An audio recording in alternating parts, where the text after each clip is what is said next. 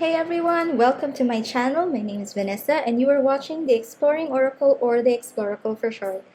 So today we will be doing an unboxing of the Deep, Dark, and Dangerous Oracle by Stacey DeMarco. It is a newly released deck and we don't really do a lot of unboxings on this channel. I usually like uh, flipping through the cards and seeing the art before I show them or record them. But yeah, this is, once in a while we like to mix things up. So this is an unboxing and first impressions of the Deep, Dark, and Dangerous Oracle. So right off the bat, this is the box and it feels like, if you can see the texture, like I guess some kind of snakeskin uh, pattern. So this is a rock pool deck. This is what the box looks like at the sides. It feels, the box feels really good, of good quality, as did most rock pool decks. So here is the guidebook. So let's see. So you have an introduction about this oracle and you have details on the cards. So it actually has different categories. So you have the deep, the dark, and the dangerous. So let's take a look. That's the introduction about the oracle. You have some spreads here. And then what it looks like for each card. So you have a small thumbnail and then the name of the card and some details. So it's about 2 pages per card.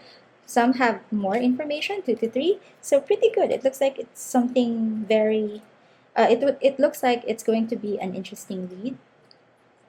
And it goes all the way to the end. Now inside the box, you also have this flyer for the Rockpool Oracle reading cards. I did try to download this app and I did try to purchase an Oracle, but it didn't work well for me. So I don't know if have you tried it, and how was your experience with the Rockpool Oracle reading cards? Okay, so these are the cards. They're very much like the Seasons of the Witch cards. So with the bright red gilding, and the size is also similar with Rockpool Oracle decks. There is this pattern at the back which is not reversible. Cardstock is, it is a bit glossy, but not too bad. It's not too thin either. It feels like it would shuffle easily, so I don't really have any complaints. Okay, so let's zoom in and take a closer look at all of the cards. Alright, so these are, I think we start with the deep cards. Cracking. I really like the art style. I don't have anything like this yet in my collection. The color is also, well, it's dark, but the colors shine through or are well saturated. You see here different creatures from the deep, the dark. And I think the guidebook would be a really interesting read. Like, look at this. I think it's something that I would be interested in getting into. I don't think this was just intended to be a shadow work deck, but I'm pretty sure it would be a good deck to use for that as well. It's Persephone, the Minotaur. And the concept of using or finding knowledge within these deep, dark, and dangerous creatures, I think that's really very clever. I haven't seen the guidebook yet, but just the concept intrigues me a lot.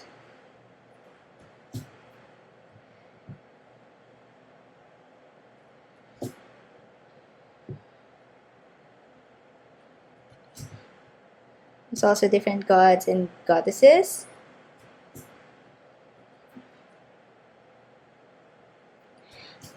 I'm not familiar with all of those that are listed here. Some, yes, of course. I mean, who wouldn't be familiar with a vampire and the werewolf archetypes, but yes, some are very, very interesting, and I think I would really love to get into this particular deck and start studying it and using it.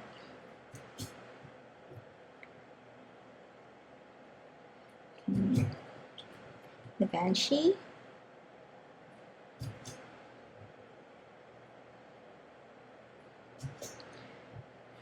Harpy.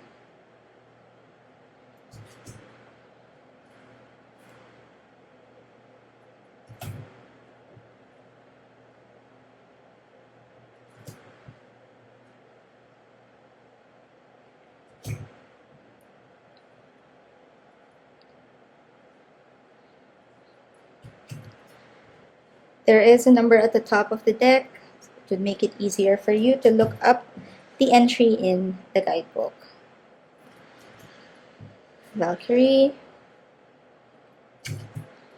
Medusa. She looks really lovely. So there are 44 cards in this particular deck, and let's zoom out and see how this deck shuffles, and then as always we'll pull a card to read. Right, so I zoomed out.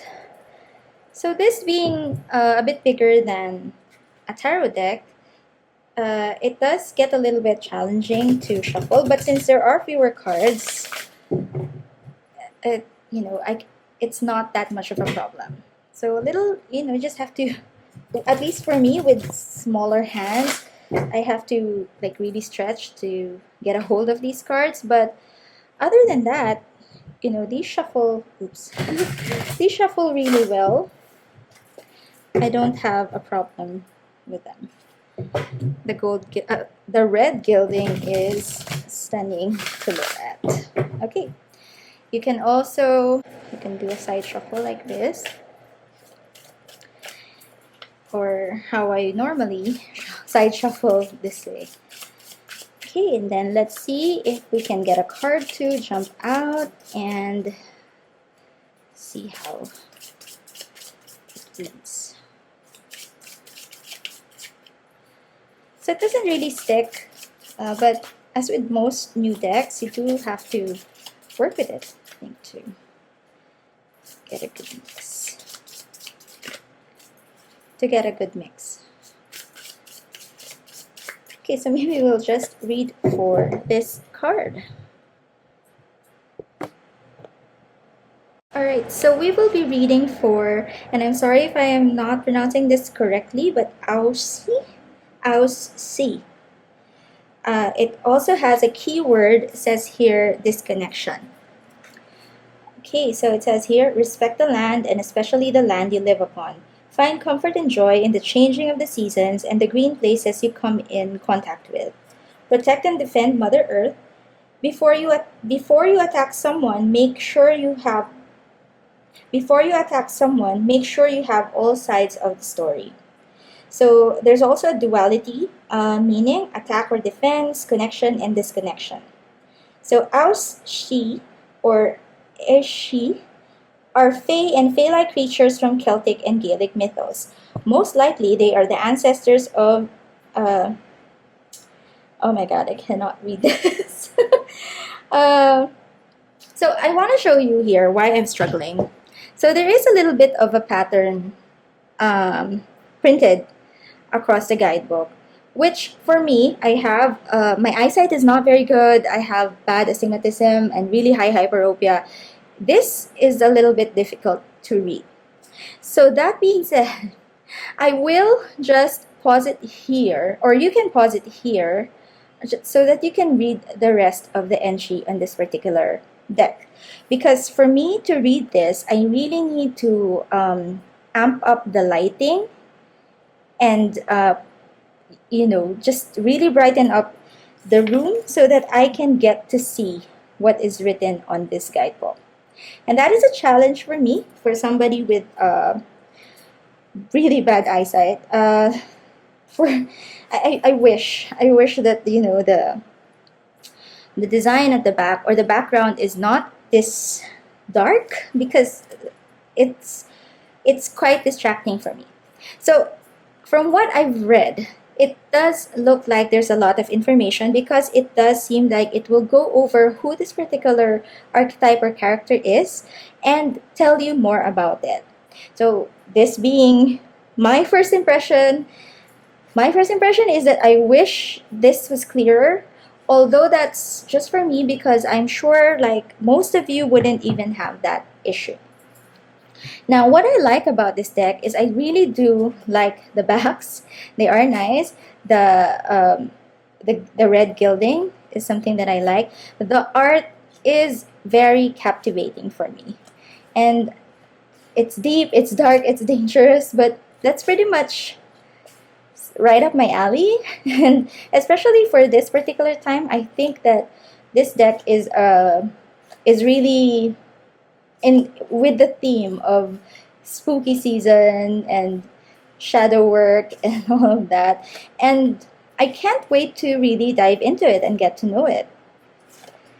So if you're interested in this particular deck, it is available mass market. I got this copy off Amazon. It arrived like a week before the expected delivery date. So I'm really happy about that. So this has been unboxing and flip through of the Deep, Dark, and Dangerous Oracle deck by Stacey DeMarco. If the art speaks to you, this might be a good deck for you to consider. Now, if you like this video, please click on the like button. That would really help my channel. And please do consider subscribing to my channel if you're interested in getting tarot-related content. I post content at least once a week, and I will see you again next time. Bye!